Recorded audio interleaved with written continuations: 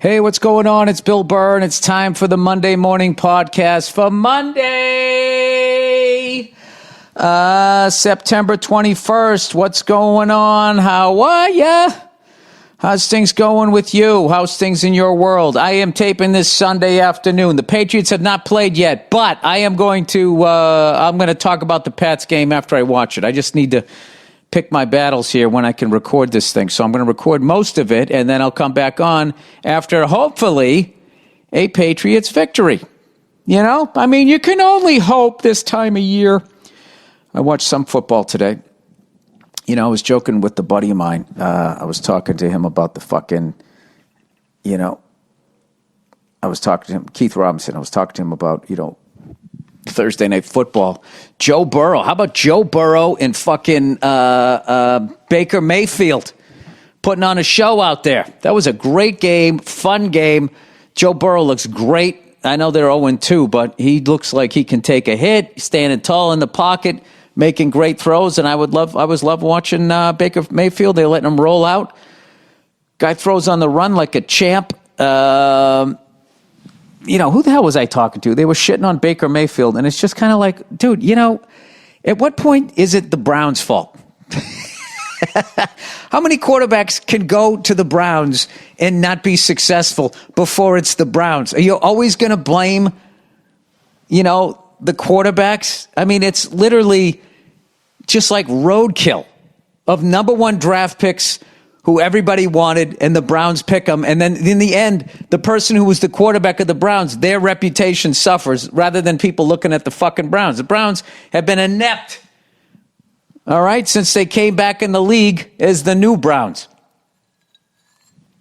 Didn't they have an 0-for-16 fucking 1-15, 0-16, all of that shit? So I don't blame those guys. So I was really enjoying that game. It was good seeing the Browns, getting a victory and all that shit. It was great to see the Bengals. I'm kind of like at this point, now that we're post-Tom Brady, I'm just like, all right, I'm in my golden years of watching football.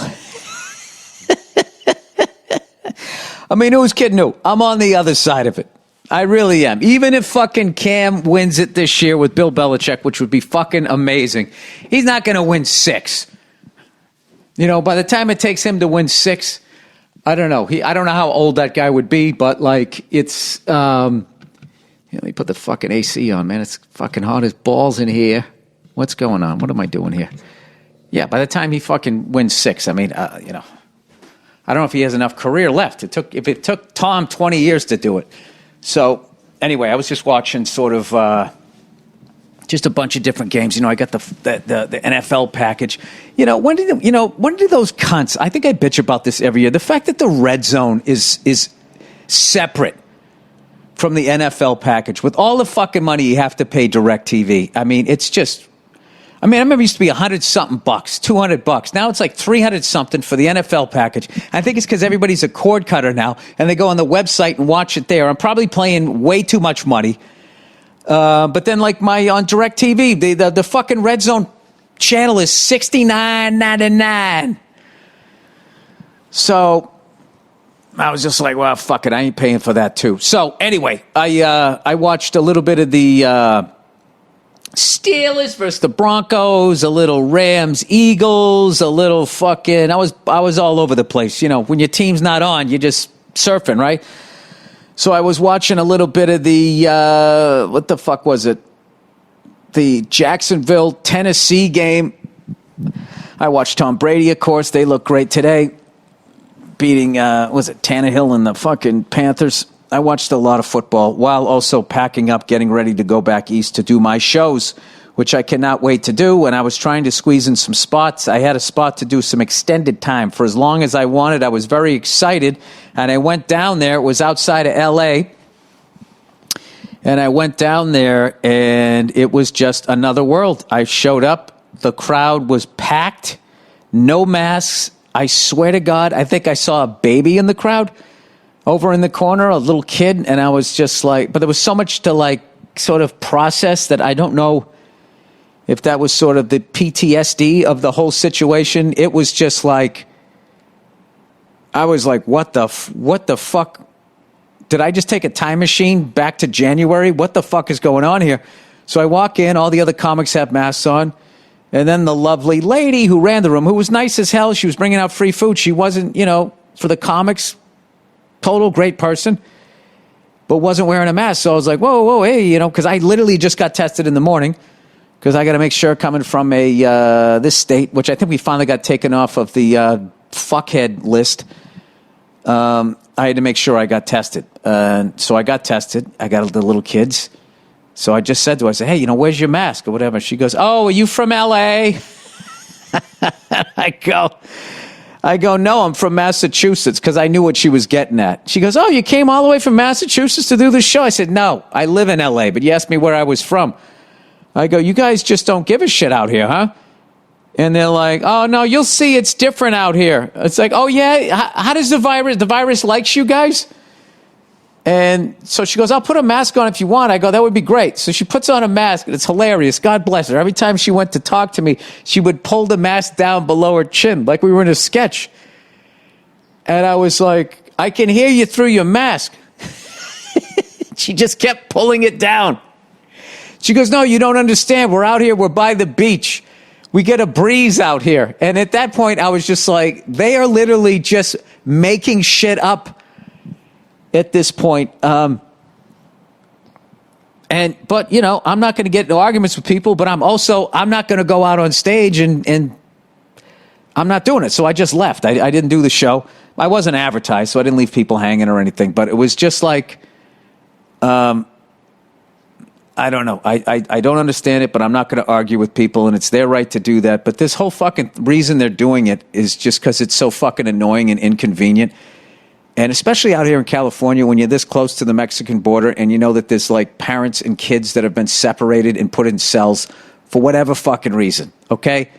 The fact that you can't, when that's going on, a 2-hour drive away, but you can't put on a mask without feeling like your freedoms are being taken away is just, it's really astounding. I don't know. I learned a lot watching. I was like, wow, so these people are just like, they always make the upper 1% like they're all these selfish fucking people. And it's just kind of like, well, sort of the lower 99% is kind of wired the same way. They just they're not good at running a business, I guess. They can't start Amazon.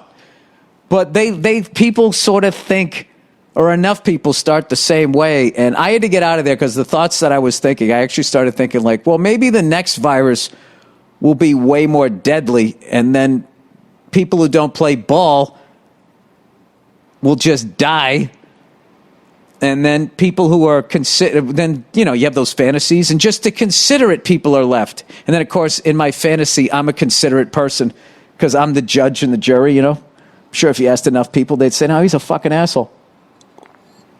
He would die, too. So I don't know. God bless him. Evidently, people, if you're near a beach and you get a breeze, COVID just gets so chill. My favorite thing, too, was, we got all these fires going on out here. Another favorite. I got a lot of favorite things in this. I just use that expression. It doesn't mean anything. It's not my favorite thing. It's just I should be saying it's something else that I noticed was these, we've got this giant fire, right? And there's literally, show up and there's this, on the beach, these people have started a huge bonfire. And then that's just the kind of human behavior that used to really make me upset, and now it just makes me, I just sort of step back, contemplate my own mortality of like, what, we are really not wired to survive. Is this how we're wired? Is this how we are? Or is this because of, the usual scapegoats like computers and selfies and social media?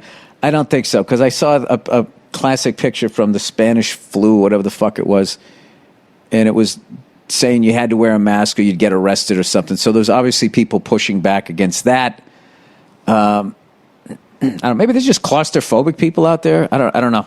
I have no fucking idea, but I'm done arguing with people about it. So that's how they're doing it down there, and I respected it. Everybody looked like they were having a good time, and I was just, well, enjoy your maskless existence out here. And I just fucking went back to the car and drove home. So, I don't know. What are you going to do? God bless the scientists that are going to figure this thing out. God bless the firemen that are fighting these never-ending fires.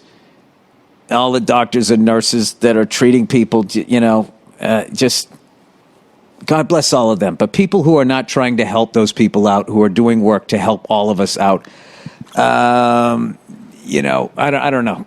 God, God bless you too. Anyway, plowing ahead. So I got good news and bad news. The good news is 2 out of 3 of my rotator cuffs are good, but I just fucked up the one that's behind your shoulder blade. I was getting a COVID test because I was shooting something, and everybody's got to get tested like every fucking day. So I've been tested for this shit like fucking 10 times. Still have not gotten used to that giant Q-tip going up the nose. I just squint my eyes and just sort of grind my teeth. Just another second or 2. And then they finally get through it. So anyway, I went to back out, and when I look behind me in the parking lot, this little strip mall, there was a guy, motorcycle rider, trying to pick up his motorcycle, which was laying on its side. And then I saw there was a Porsche convertible just in front of where the guy was, the direction he was going in. So I get out of the car because the guy in the Porsche convertible is not helping out at all, which I thought was hilarious and really sort of fit perfect with the car. The sunglasses, the convertible, LA, he's looking out the back of the car, and this kid's trying to pick his bike up. So I got out not thinking how much a motorcycle weighs. I was just thinking like, oh, I've done that.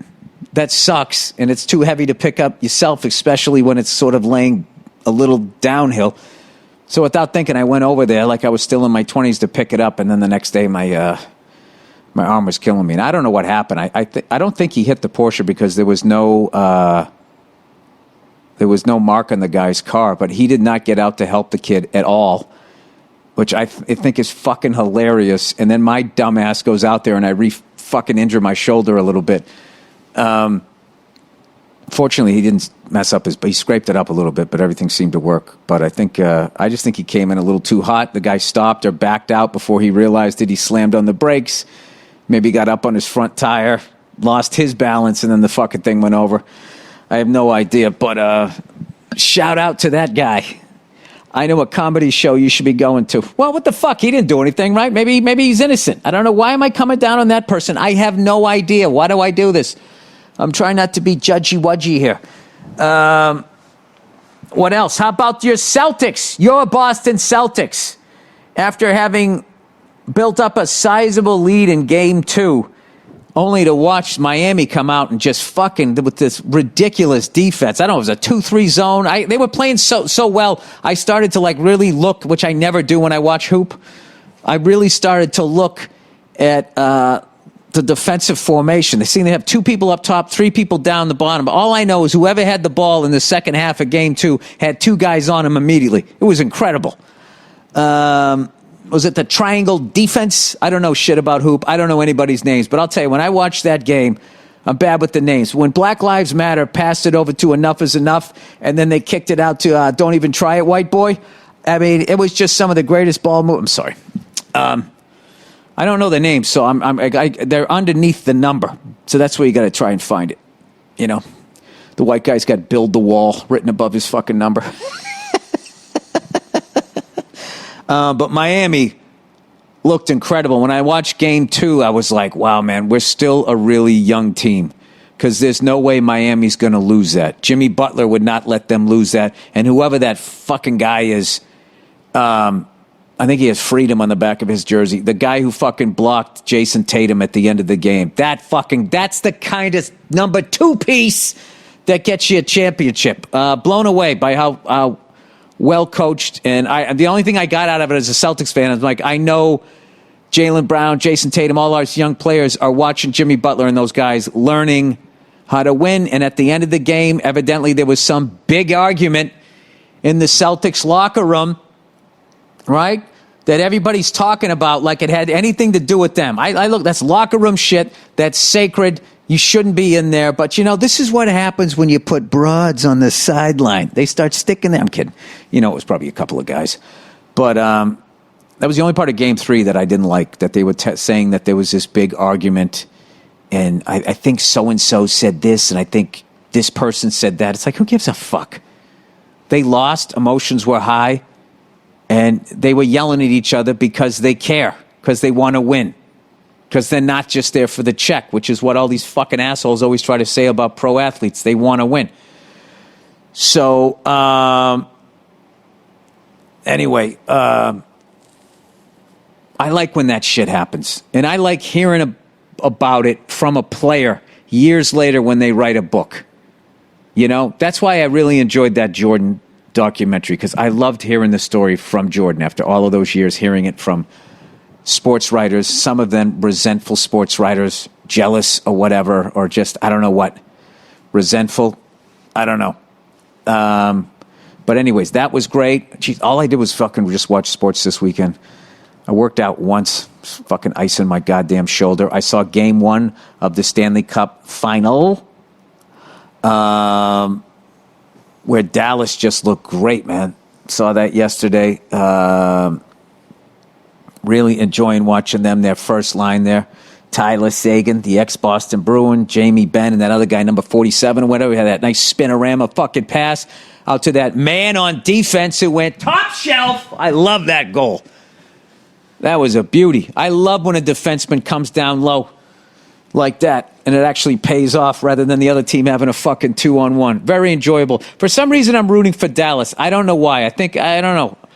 I think I just, over the years, Tampa has just owned the Bruins, and I just feel like it's hard for me to root for them. Even though if they win, I'll be happy because I like them. Because I like Yzerman. Even though Yzerman's gone and he's with Detroit, I still feel like he's got a big hand in a lot of their success. Now I'm going to get fucking emails from Tampa fans. Actually, he left, and since then, most of the major pieces have been removed. So I watched a little bit of that. I did. And then the biggest thing in my life right now, other than my lovely wife and my family, is I finally got enough time flying the helicopter that I actually soloed on Thursday and Friday. The first time since April of like 2018. I was looking at my logbook, and it was kind of funny. Like, I knew I was soloing Friday, but Thursday I thought I was with my instructor. So I went out there and I pre-flighted it, left tank top off, did all the shit I was supposed to do, and then I'm texting him, "Where are you, buddy?" And he's like, he's a musician too. So he's like, "I got a session. I'm working," because I thought today was just you. And I was like, "All right, I guess it's just me." So I didn't even really have time to get nervous. So I was flying out of Burbank this time, and I wanted to fly out west, towards Camarillo and that type of shit, and Oxnard, all the way out there, go look at it's a beautiful flight. You go by the Reagan Library. I know you liberals don't like that shit, but like, I'm liberal, but I mean, come on, man. When they have Air Force One in a fucking library, it's pretty fucking cool. And anyway, I went out that way. Wanted to go out that way. So when you fly out that way, once you start going west, if you guys are on a map right now, you see just on the other side of the 405 is Van Nuys Airport. And that is a Class Delta. And it's the busiest Class Delta in the United States, from what I heard. All right, that's where a bunch of bigwig, producers, directors, actors, athletes, announcers for the games, they all fly private in and out of that fucking thing. So there's a bunch of G5s landing and taking off. So you transition midfield. So before you take off, and it's so quick that before you get there, the first thing you do is you listen to the ATIS. This is for all you nerds out there, right? You listen to the ATIS, you get the information on the airport, all right? Let you know, most importantly, where the winds are coming from, and then, if there's any new obstacles, any restrictions, or any of that type of shit, right? You listen to that shit. You get off of that, you call the tower. Before you call the tower, you make sure you have your next radio frequency in standby. So when you're up there, you're not fucking with the radio. You can just click the button to switch over. So I did all of that, called the tower. They had me hold on Delta. I take off, and I'm going over there. I'm like, all right, so you fly, you do west tracks, you go along the railroad tracks. Then when you get to the old GM plant, that's where you make your call. So I make my call, and of course, every fucking time they answer, they don't answer. So I'm flying and I'm flying. I can't bust their airspace or I get in major fucking trouble. So I call them again. How do you read? Nothing. So I'm like, hey, you got to be fucking kidding me. So I just banged a right turn, and I knew Whiteman was 135. I got on with them, and I just went up the 5, up Newhall Pass, and just got on the other side of the San Gabriel Mountains. I was like, I'll go over here, see what's up with this, and let me just fucking regroup and figure out what I'm going to do. And I'm just sort of laughing, going like, this is like, of course, this shit, it's how it is. It's like you tape a fucking special. On the way up to the special, everything's going great, couldn't have a fucking care in the world, and then you fucking show up that night, the fucking air conditioning's busted, somebody with the stupidest fucking laugh ever, they're laughing at set, like the fucking setups or whatever. Something's going to happen. They stick my parents in the front row, even though I told them not to. Just all of that shit happens every fucking time. So, I remember I just went up there, and I got up, and I was on the other side of the San Gabriel Mountains. Now, they got that fire out there towards, the Inland Empire between there and Pasadena. So I went out there, and it was really getting smoky, and I was just like, well, I don't want to be involved in this. Now, do I? So I ended up I just came back, and I transitioned Whiteman and Burbank down along the 5. And that's when it got fun, because I was just like, I know how to do this. And I was totally relaxed, even with the bullshit with Van Nuys. I talked to my instructor. He goes, well, I would have gone into a holding pattern. I would have called Burbank to see what was going on. They also, you could call them up 119.3 is their main tower. Now I know, every flight you learn something. So when I came back down the 5, and then I just went out over Glendale, then I was just having fun. And everything, it's so amazing. Like all the stuff that your instructor tells you, it just comes into your brain and pours out of your mouth. You're just talking to yourself when you're up there. Lights are out, gauges are all green. Out of the yellow, carb heat doesn't need to be up.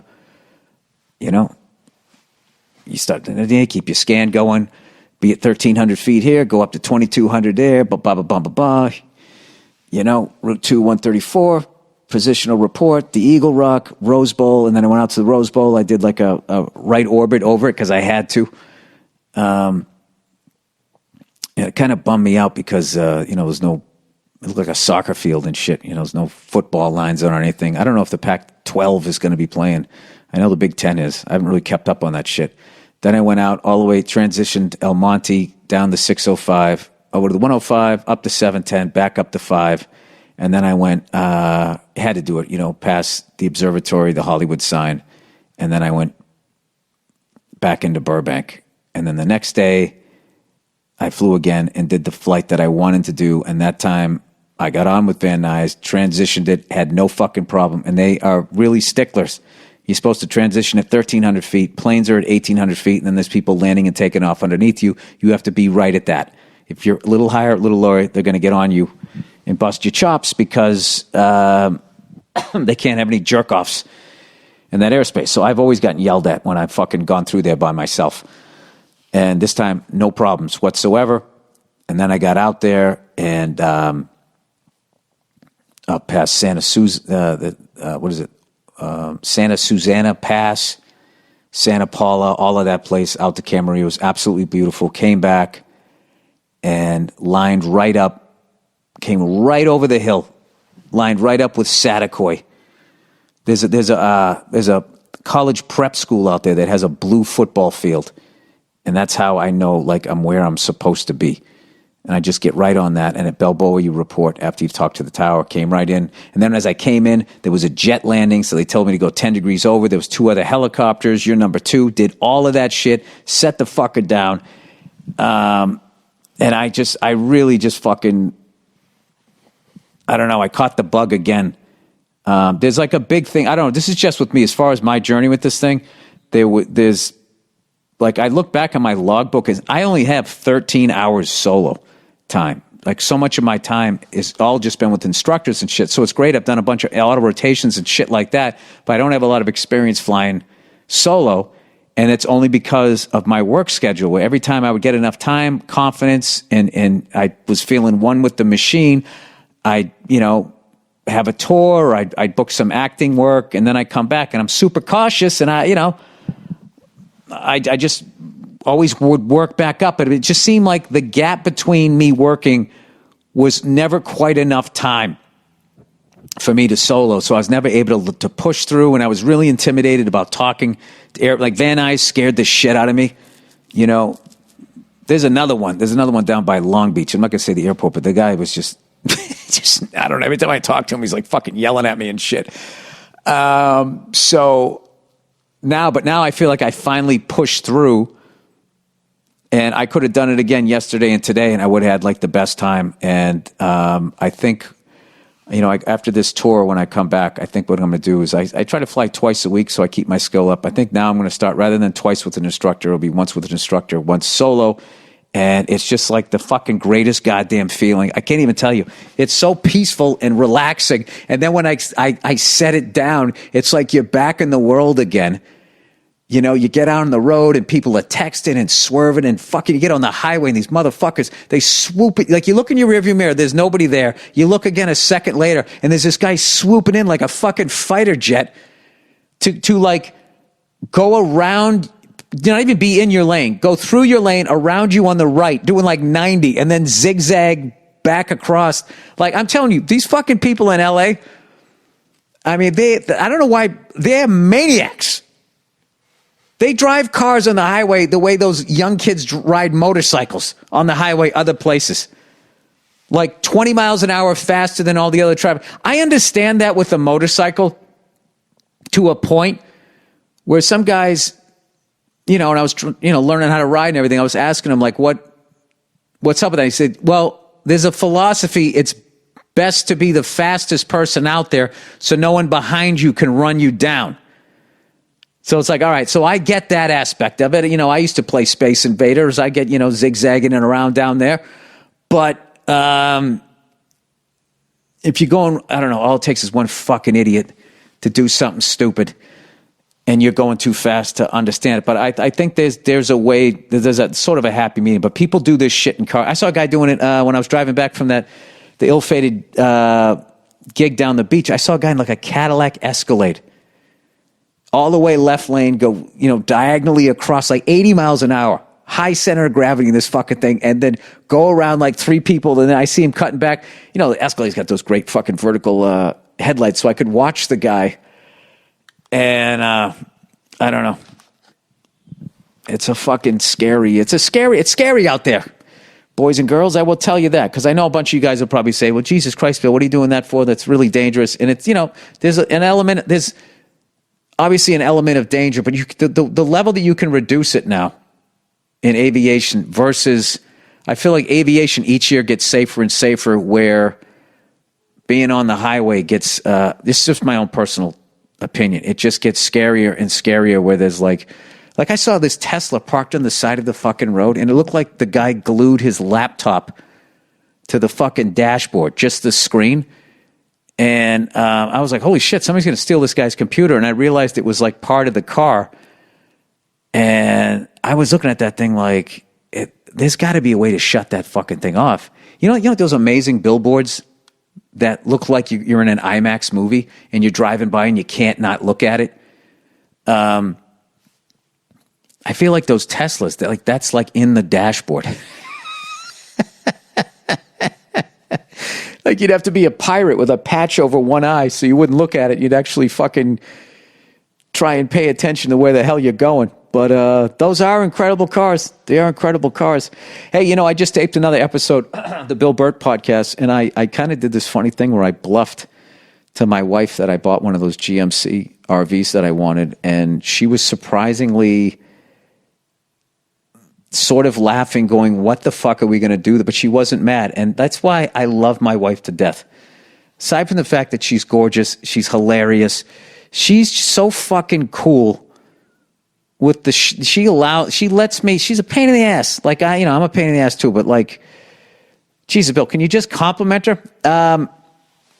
Yeah, like she's really cool about, she'll give me shit. Bill, what are we going to do? We don't have room for that. But if I really stay on her and just say, listen, this is something I really want and it's going to make me happy, she'll just be like, okay. So I was so surprised. I told her I put a bid in on the thing. And then the next day she woke up and she goes, what about a new RV?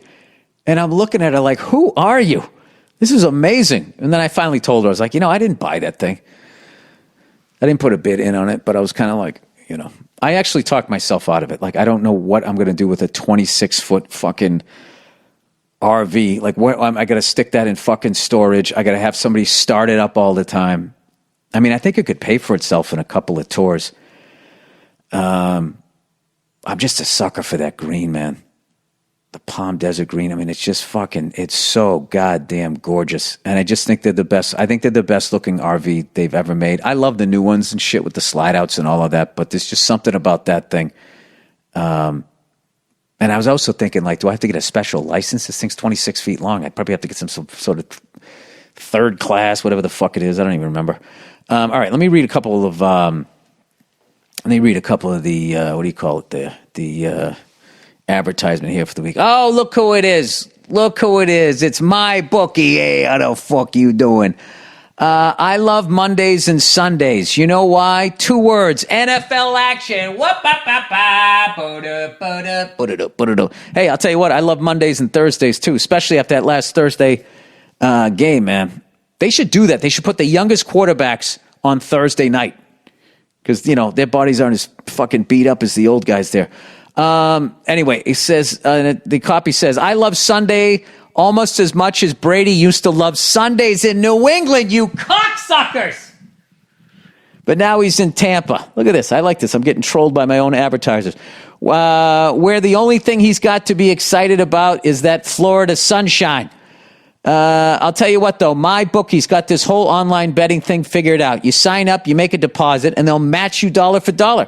So you've got some extra cash to play with. Plus, they've got all kinds of cash prizes, cash prize contests, and free bets. Tuned in late? Didn't place your bet in time? Don't even sweat it because they let you bet the game live, so you can analyze the game and make your picks. You got to check out the website because they got a $100,000 super contest that runs the entire NFL season. Pick 5 games against the spread each week. Score the most points by the end of the season, and you'll walk away with $25,000. But that's not it. Every 4 weeks, the player with the top score wins $5,000. 5 G's, everybody. My bookie is giving it away. If you trust your intuition, you can make a lot of money and have a lot of fun. Who could turn down money and fun? And football. Come on. Sign up with MyBookie today and get your deposit matched all the way up to $1,000. It'll be the easiest money you ever made in your life. All you got to do to the claim, all you got to do is claim, is what it should say. The deposit bonus, to claim. That's all you got to do to claim, not to the claim. All you got to do to claim the deposit bonus is to use the promo code BURR, B-U-R-R. Winning season is finally here, and it's only at MyBookie. How the fuck you doing, huh? You good? You need to eat? Gotta love Italians, huh? Is that your idea of Italian? Yeah, I watched The Sopranos. Stamps.com, everybody! Yeah, they're in gambling, and they make the best food on the planet. Stamps.com, everybody. As we slowly adjust to the new normal, some of us are not adjusting to the new normal. Some of us are just living the life like it never happened. We still need to be smart about how we do business. Luckily, there's Stamps.com to make things easier. Thousands of small business owners have discovered the benefits of Stamps.com in recent months. They've been able to keep their business running and avoid the crowds at the post office, all from their own computers. With Stamps.com, you can print postage on demand and avoid going to the post office. And you'll save money with discounted rates you can't even get at the post office. Simply use your computer to print U.S. postage 24/7 for any letter, any package, any class of mail, anywhere you want to send. Once your mail is ready, just leave it for your mail carrier, schedule a pickup, or drop it in the mailbox. It's that simple. And like I said, with Stamps.com, you get great discounts too. 5 cents off every stamp and up to 52%, No, that is 62%, sorry. Off USPS and UPS shipping rates. Stamps.com is a no-brainer, saving you time and money. Right now, my listeners get a special offer that includes a 4-week trial plus free postage and a digital scale without any long-term commitment. Just go to Stamps.com, click on the microphone at the top of the homepage and type in burr. That's Stamps.com, enter burr. Okay, and with that, let's get to some of the reads here. Andrew was letting me know that there's some renewable energy. I got some conspiracy here on COVID. All right, retracting. Last week you said you misspoke about the Trump military comment. I was wondering what advertiser made you do that. No, somebody wrote in. Who cares if he didn't say it? He's an asshole and probably would have. Oh, Jesus Christ. I thought you were against doing the apology tour, but now you're okay with it when it's spawned by GOP supporting underwear? Ooh, yeah. Well, let's go back here. There's a lot of controversy in this one. I didn't apologize for a joke. Yeah, and I never said that if I'm wrong, I won't apologize. I was talking about jokes. Look at you trying to make a ball of strike over here. I'm saying if I went up and I told a joke and I was joking around and I was fucking around and somebody fucking gets offended by it, I mean, you have every right to do that. But if I apologize to you, then that means that I meant the joke in a malicious way, which I didn't. Now, going back to the Trump thing, I just repeated it without looking it up and I meant it. So I apologize for doing that because I don't want to put misinformation out there. Misinformation, sir, is way different than telling a joke at a comedy club or on a special or a late night talk show. And by the way, you have lost all credibility when you say, who cares if he didn't say it? So the truth doesn't matter to you because you don't like that guy. And you're so neck deep in this shit that you know that whatever the fucking advertisers, which ones support which candidate. So I would say that you're not exactly an impartial person. I also don't think that you are a rational person. That if you say, who cares if he didn't say it, he's an asshole and probably would have. I mean, that you just summed up the case on a lot of, that's like how they try a case on Twitter. And that's something I don't want to be a part of, okay? Agree to disagree on that one. Wow, I thought you were against doing the apology. Did I do the apology tour? I didn't think I did that. But now you're okay with it when it's spawned by the GOP supporting underwear? People, you guys really need to stop fucking watching the news and you got to get off social media. I'm telling you. Like, listen to that. Listen to how that's fucking who cares if he didn't say it? You literally sound like that evil guy in fucking RoboCop. Who cares if it didn't work? Jesus fucking Christ. That's why I was really measured when I was talking about that show down there. I still respect those people. I just don't agree with them. But the woman who's running the club was a sweetheart and brought out free food. So she is a great person. I just don't agree with her Seabreeze theory. Agree to disagree. And someday when the COVID shit is over, I will gladly go back down there and fucking do a show. All right. Oh, wait. Billy Beanhead Burr is what the guy called me. All right. This is the next one. Sorry. Conspiracy. Billy Beanhead Burr. I don't mind Beanhead. That makes it sound like it's a normal size head. As of right now, I feel COVID was deliberate. Yeah, well, I mean, I think a lot of people are a little frustrated, so you're going to go crazy. Real, but not nearly as bad as they make it out to be. With COVID, new restrictions are being placed on us, and where they're going with. And did you want to say, and who knows where they're going with it? I love how you guys are just as dumb as me. So we don't focus on the fact that our liberties are being taken away. They distract us with a troll president, Floyd, etc.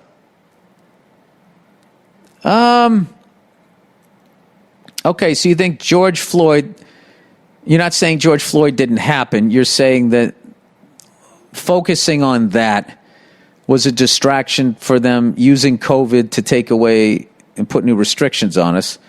And you're saying that President Trump is just a troll. Okay, all right. Now, number two. Bill, where are you at conspiracy-wise with this? I personally have been wearing a mask and always moderately concerned, but lately I'm finding lots of holes in everything I hear. No information is true for more than 2 weeks. The false positive reports are really what have me thinking it could be not as bad as they say. Can you talk how this could be the case? All right. Well, these are all your theories. All right. Right now, I feel COVID was deliberate. No, I don't think it was deliberate because like people have lost a ton of money on all levels. It's fucked with everybody. And if it was deliberate, then it would literally be a worldwide conspiracy. And for the first time ever, leaders from every country all got on the same page and said, yeah, let's go with this. So I can't agree with that aspect of it. I respect that this is what you feel, though. But not nearly as not real, but not nearly as bad as they make it out to be. I think governments have a responsibility to protect their citizens, okay? And just because it's not nearly as bad as they thought it was for people who are healthy, that doesn't mean that people with asthma, weakened immune systems, and old people should all die, unless you're talking global warming, and we need to thin the herd. That's a completely different conversation. He said with COVID, there's new restrictions are being placed on us. I mean, yeah, but they all seem COVID related. I don't really see like, okay, well, you got to wear a mask and, you can no longer own a gun. Like I just don't see that happening. And where they're going with it. So we don't focus on the fact our liberties are being taken away. They distract us with the troll President Floyd. No, I honestly think Donald Trump and Bernie Sanders are a reaction to 2008. The banking scandal, and none of those guys went to jail, and so many people own homes and they lost money, lost their home. I lost money on a house. Those bankers fucked all of us, and I was in the same headspace. I wanted somebody to bring change, and that's what Donald Trump was saying he was going to bring, and Hillary was just a company man. And I've said this before, I really think that Bernie Sanders was the left's Trump as far as like, this guy's a rebel. Now, I know a lot of people don't like Trump, but the guy is a fucking rebel. He is. And he made all these promises that he was going to drain the swamp and all of this type of shit and everything. I mean, just stuff that one man cannot fucking do. One person, it's not a movie. One guy's not going to go in there and fix it. You just can't do that. Where are you conspiracy-wise with this? I'm not saying that now that it's come out that there's not some dirty laundry that they're going to try to bury underneath it. Like I was worried that they're going to collapse the dollar and say that the reason why it collapsed was because of the COVID thing rather than because of years and years of their mismanagement of funds, their greed, getting off the gold standard and all of that shit. That's kind of where I stand with that. But I think the world is round. I think COVID is real. I think Trump got elected because of the bankers in 2008, and the Democrats not having the right. What wasn't like a boxing match. It wasn't a good matchup. Hillary could have won a different year. Or whatever. I mean, and Hillary would have been fucking horrific for a lot of reasons, as far as like.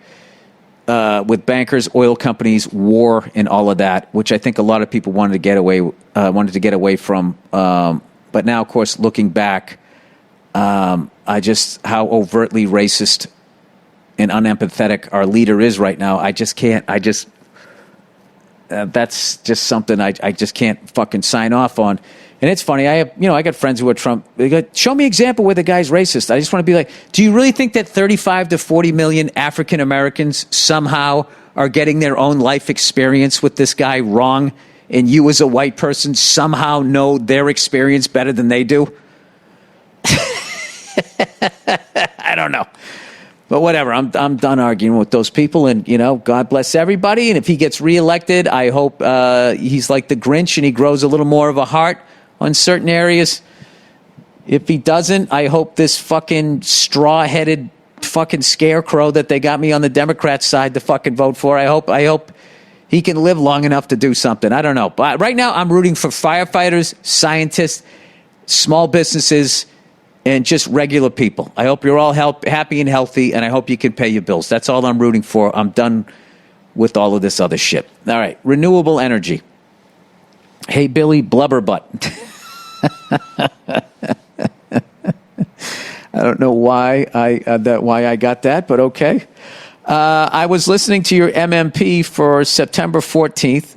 Someone from California wrote in decrying using renewable to power the grid, saying that it has shortfalls in the stability of its power generation. Parentheses, I can't always see the sun, I think was the argument. It was a little more deeper than that. I have been an engineer in the U.S. oil and gas industry. I cannot believe some of the brainiacs that listen to this podcast. It must be like, how my wife watches Real Housewives just to shut her brain off. I think smart people might tune into this thing. They definitely don't listen to it for the information. So anyway, I have been an engineer in the U.S. and gas industry. I have also worked for a renewable energy think tank.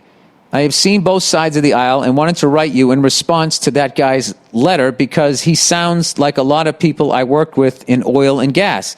If he's representative of some of your listeners, then maybe I can do some good here by straightening some things out. Okay, here we go. I like this.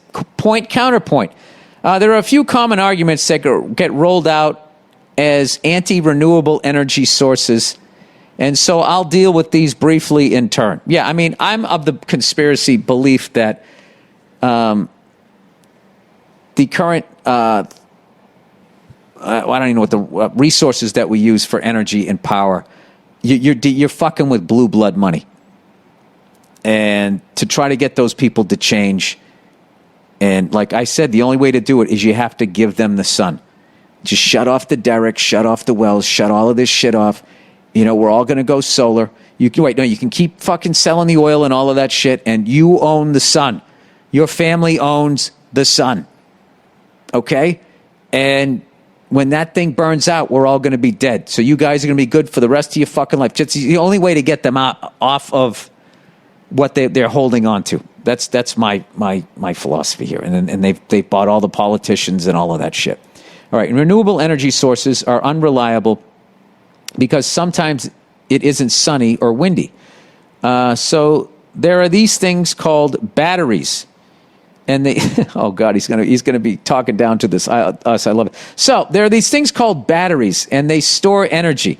The issue with renewable up to about 5 to 10 years ago was that batteries couldn't be built at cost to store energy on that scale. However, this is not the case anymore. It is now standard to build a large battery farm with a renewable project. The battery is able to store and release energy to the grid as required.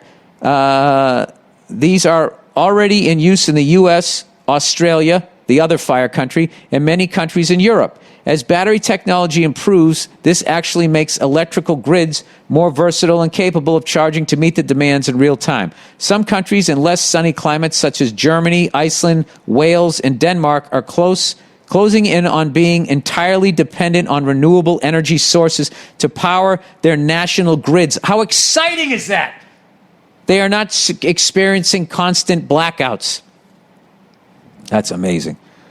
I saw a YouTube advertisement for these Tesla solar panels, and I was thinking, like, if I can stick those on the side of my house, why can't I stick them on the side of a 76 GMC RV?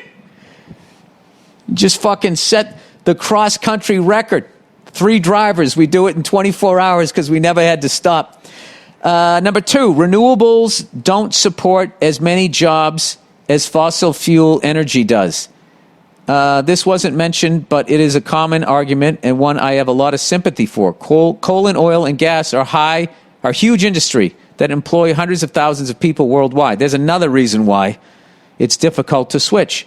So we have to do this in a way where these people that work for these companies and busted their ass and moved up the ladder are not left out of pocket here. Especially in parts of America, they support entire towns and communities.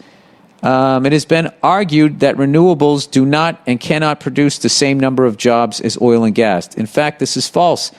A peer-reviewed study, well, it just makes sense. If you're going to be powering a whole city, are they saying the technology is so amazing that some jobs are going to get taken away?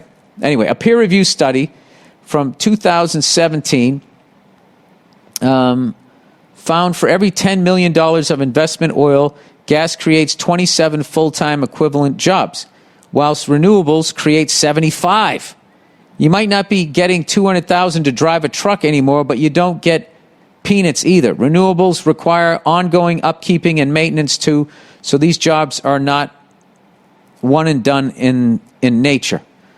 Number 3, nuclear is the way. This is not so clear-cut either way, but I fall on the side of nuclear not being a good option. Here are my reasons. Nuclear power plants take decades to get fully operational, always come in way over budget. Look up Hinkley Point C, for example. Has associated extreme security concern and has nuclear waste products. And has nuclear power plants.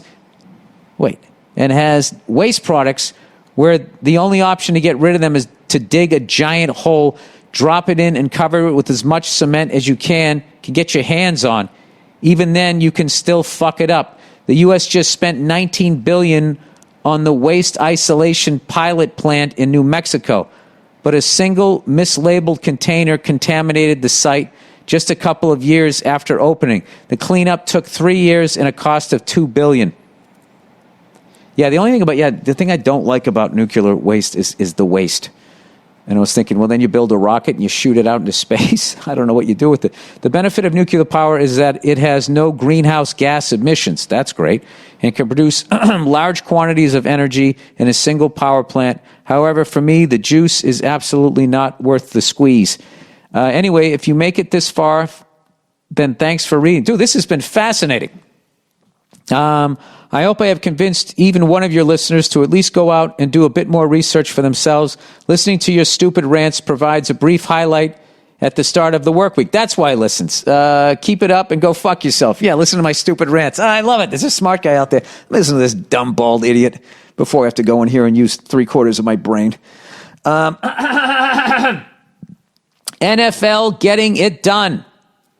Bill, why do you think the NFL is the only league that was able to get 0 COVID cases out of thousands of employees for 2 weeks straight? These guys aren't in a bubble. They travel. I firmly believe it's because of the old school attitude that lives on in football. There is still a gridiron attitude and a lot of old school coaches and owners around that don't take shit. The NBA is player dominated. And even though there is drama in the NFL, it's not that sissy shit in the NBA. All right. You know what I got out of that? This guy's an NBA fan. Well, here's the thing. NBA players make way more money than most NFL players. So I think the Whoas go after them a little bit more. Maybe that's what it is. I don't know what it is, sir. I have no idea. I don't even know if those numbers are right. I don't know. I have no idea. All right, buying land. Dear Bill, I'm a 21-year-old from a big city on the West Coast. My interest in economics and real estate has me interested in buying a small plot of land. At 21, look at you. Good for you. The area in which I'm looking is growing, therefore it's not entirely speculative. Excuse me. I'd be using my life savings and taking out a small loan, which I know I can pay monthly and have paid off. I've ran the numbers. My only question is this. Being my first endeavor, I'm a bit nervous. Is this the start of something that will ruin me or the first step to something bigger? How do you get over that with stand-up? Whoa, you went from real estate to telling jokes. Hang on a second. I need a little sip of water here. All right. Okay, I would continue to look at land. I don't know shit about money other than I don't try and blow it. So I'm concerned that you're going to be, you said I'd be using my life savings. Does that mean your entire life savings? If you have to do that, you're only 21. I'd save up a little bit longer. You always have to have what the fuck money. And if we've learned anything in 2020, you need to have that money because they'll help you out for a little bit and then you're on your fucking own. So, all of these people who live like in these not all these people, but a lot of these people who live in really rural areas, okay, if they paid off their house and they know how to hunt and they have a well in their land, like, they can survive a really, really long fucking time. There is something to be, there needs to be a respect again between red states and blue states. Like this whole fucking Real Housewife shit that we're involved in, it's really stupid. But getting back to you, I get nervous when I invest in that type of stuff, but I just make sure that I gamble with something that I can lose. Okay, and if it's your entire life savings, maybe you want to look for land somewhere different, maybe buy a little bit less, maybe save up a little bit longer. But you're asking, how do I get over it? I would equate it to soloing. How do you get over it? You just make the decision that you're doing it. I made the decision this week that I was ready and I was going to solo. So, and then it ended up coming a day earlier, and then I got to do it twice, and how great I felt about myself, and I called up and I thanked my instructor profusely. I'm still in touch with all of my instructors that I've had throughout the years. I still talk to all of those guys because I look at them like they've taught me one of the greatest skills you could have as a person. Learn how to fly. You're flying. It's unbelievable. And they taught me how to do it safely, and I had nothing but great instructors that, taught me how not to fly like an asshole. So how you get over stuff is you don't take more risk than you're comfortable with, but you do take a risk. And you just have to say to yourself, I'm doing this. Okay? So if you want to invest in land, just know you're going to do this, but then on the other side, you don't have to jump in the deep end with rocks in your pockets when you do it. Okay? You can jump in the shallow end. You can still dunk your head under the water in the shallow end, but you run out of air, you can stand up. Whoa, look at that analogy. You get in the deep end, hey, you can get a little fucking crazy. So if you still want to do it now, and I think your background in economics and real estate are two really great backgrounds for you to be successful in the future. I think your head's in the right place. I think you're nervous about this for the right reason. It's going to be taking too much of your savings, and you need a small loan. I would be more cautious than that. You got your whole fucking life ahead of you. So I would buy a smaller piece of land that you can handle. You can make the payments. It's not gonna it's not going to crush you or whatever. And then you can learn on that one. And then when you pay that thing off, now you got something, you got some equity in that. You can use that to get a loan to get something else. And then you'll be off and running, and you'll meet people in the real estate business. That's another thing. I would go to open mics. I would talk to comedians, people at different levels of doing comedy, and I would ask them questions, and I would just soak it up. So don't listen to me for real estate advice. But definitely talk to people that know your business, because I don't know your business. But good luck, and I'm proud of you at 21 that you're already thinking like that. It's very mature. You're out ahead of the game, and you're going to live a great life. All right? Just marry a sweetheart, and you're golden. And there's really something to be said to being that smart in your 20s. I wish I was. All right. Now with that, I'm going to take a break here, and through the magic of time travel, I'm going to watch the Patriots game, and then I'll come back on, hopefully talking about a victory. All right, so we fucking lost. I got to tell you, I was worried about this game. I didn't know much about Seattle. I know over the years people lose players and all that type of stuff. But I always know that they're really good. And as much as we lost, let's compliment Seattle on a great win. Their team looks outstanding. And Russell Wilson, I mean, what can you say about the guy? I mean, the guy can beat you so many friggin' ways. I've really become more of a mature fan. I just did not get frustrated. I usually get so frustrated when my team is playing a quarterback like that, where you cover the receiver and then the guy still takes off and runs and still gets the first down. It used to drive me up the wall. Now I'm just trying to, I don't know, just appreciate, a player like that, because that guy was amazing. And I thought their running game, that 32, Chris Carson, Carlos Hyde too. I mean, he had a couple of big runs, but that Carson just ferocious runner. And then their receiving, that 16 was fucking killing us. Lockett and Metcalf had a big day. I mean, I don't know, a lot of touchdowns. What's his face? Russell Wilson threw for 288 yards, had 5 touchdown passes, 1 interception. He actually threw for 6 touchdown passes if you count the pick 6. But I know, kind of a crazy game. I think we kind of maybe had more offense. I don't know. I'm fucking tired. Cam Newton threw for 397 yards, 1 touchdown, 1 interception. This is the thing I was excited about, was Cam Newton was not running all over the field. He was standing tall in the pocket. His throws looked great. And I was also really, really excited. Our receiving core, Harry had 8 catches. Bird's got 6. Look at me with the stats out here. Rex Burkhead had 6. Julian Edelman, which opened it up for Edelman, who had 179 yards, 8 catches. We just couldn't get in the damn end zone because that fucking defense was great for Seattle. But I got to tell you, as a Pats fan, as much as we lost and everything, we competitive, we didn't quit, and we looked twice as good as we looked against the Dolphins. I thought we looked, I didn't say it last week, but I kind of thought we looked mediocre, which is basically dog shit. But I thought we only looked okay. So I was very excited by that, considering the Buffalo Bills, where they got Josh Allen out there, threw for 300 yards the first week and 400 the second week. So we're definitely going to have some competition this year. But I got to tell you, man, I thought we looked fucking great. I really did. Our running game sucked, though. I will say that. But our offensive line did a great job protecting Cam Newton. And I also thought, I just think Seattle's defense was fucking incredible. But it's only the second week, and we got a couple, Andrews is back, and we got a couple new guys, I think, on the offensive line. So you got Bill Belichick, and now you got son of Bill Belichick rocking the mullet, okay?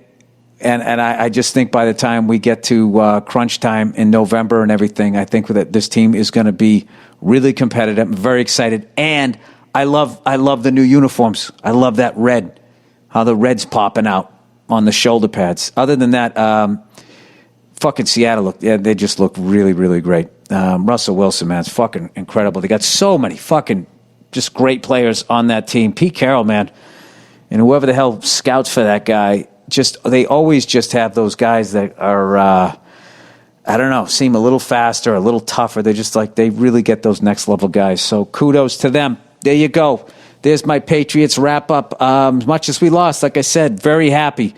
Cam Newton looks great. It looks great. I think this is going to be, we're going to, this could have been fucking horrific. Tom leaving and then to have this, man, I'm very happy. That's it. All right. Go fuck yourselves, and I'll check in on you on Thursday. All right, bye-bye.